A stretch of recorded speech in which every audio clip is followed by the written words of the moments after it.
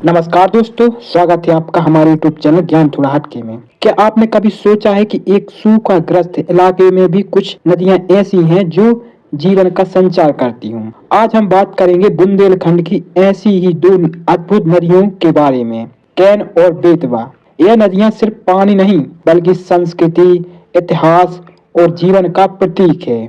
आइए जानते हैं इन नदियों के बारे में। शुरुआत करते हैं बेतवा नदी से, जिसे प्राचीन काल में बेतवती कहा जाता था। इसे बुंदेलखंड की गंगा भी कहते हैं। इसका उद्गम स्थल मध्य प्रदेश के रायसेन जिले कुमारा गांव से है। कल्पना कीजिए, एक छोटे से गांव से शुरू होकर यह नदी 590 किलोमीटर का लंबा सफर तय करती है। इसका सफर भोपाल, विदिशा और ऐतिहासिक ओरछा जैसे शहरों से गुजरते हुए यह उत्तर प्रदेश के हमीरपुर में यमुना नदी से मिल जाती है। ओरछा का विश्व प्रसिद्ध राम राजा मंदिर इसी तट पर, सांची और विदिशा जैसे प्राचीन शहर भी इसके किनारे बसे हैं, जो इसकी सांस्कृतिक महत्ता को दर्शाते हैं। इस पर बने राजघाट, माता टीला जैसे बांध बुंदेलखंड के बड़े हिस्से को पानी उपलब्ध कराते हैं। यह सिर्फ एक नदी नहीं बल्कि एक क्षेत्र का दिल है। अब बात करते हैं कैन नदी की, जिसे कर्णावती के नाम से भी जाना जाता था।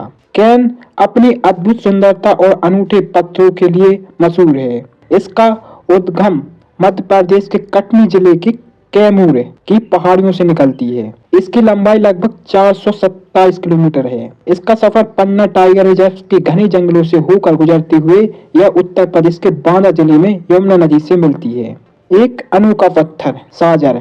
इस नदी की सबसे खास बात है साजर नाम का एक दुर्लभ पत्थर। इस पत्थर में कुदरती तौर पर पेड़ पौधों और नजारों के चित्र बने होते हैं। यह पत्थर पूरी दुनिया में अपनी खूबसूरती के लिए मशहूर है। यहीं पर कैन नदी स्नेह प्रपात नाम का एक शानदार जलप्रपात और एक गहरी घाटी बनाती है, जिसे भारत का ग्रैंड कैनियन भी कहते हैं। इसकी खूबसूरती देखकर आप दंग रह जाएंगे। वन्य जीव। पन्ना टाइगर रिजर्व का घर होने के कारण कैन नदी यहाँ के वन्य जीवों के लिए भी एक महत्वपूर्ण जल स्रोत है।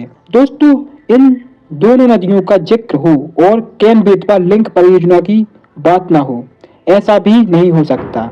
यह भारत की पहली बड़ी नदी परियोजना है जिसका मकसद बुंदेलखंड के सूखे को खत्म करना है। कैन नदी में अक्सर पानी अधिक होता है जबकि बेतवा में कम। इस परियोजना के तहत कैन नदी की अतिरिक्त पानी को एक लंबे नहर के जरिए बेतवा में भेजा जाएगा। इससे बुंदेलखंड के लगभग 13 जिलों को सिंचाई और पीने का पानी मिलेगा, जिससे लाखों लोगों का जीवन बदल जाएगा। यह कृषि और अर्थव्यवस्था के लिए एक गेम चेंजर साबित हो सकता है। चुनौतियां। लेकिन हर बड़ी परियोजना की तरह इसकी भी अपनी चुनौतियां हैं। खासकर पन्ना टाइगर रिजर्व का एक बड़ा हिस्सा इसके दायरे में आ रहा है, जिससे पर्यावरण प्रेमियों की चिंताएं बढ़ रही हैं। यह संतुलन का एक नाजुक प्रयास है। तो दोस्तों, यह थी बुंदेलखंड की जीवन रेखाएं, कैन और बेतवा नदियां। यह सिर्फ पानी के स्रोत नहीं बल्कि इस क्षेत्र की आत्मा है। इन नदियों का संचरण और इनका यही उपयोग बुंदेलखंड के भविष्य के लिए बेहद जरूरी है। हमें उम्मीद है कि आपको यह वीडियो पसंद आया होगा और आपको इन नदियों के बारे में बहुत कुछ जानने को मिला होगा। अगर आपको यह वीडियो पसंद आया हो तो इस वीडियो को लाइक, शेयर और चैनल को सब्सक्राइब करना ना भूलें, ताकि आप ऐसे ही दिलचस्प वीडियो को देख सकें। मिलते हैं अगले वीडियो में, तब तक के लिए नमस्कार। जय हिंद, जय भारत।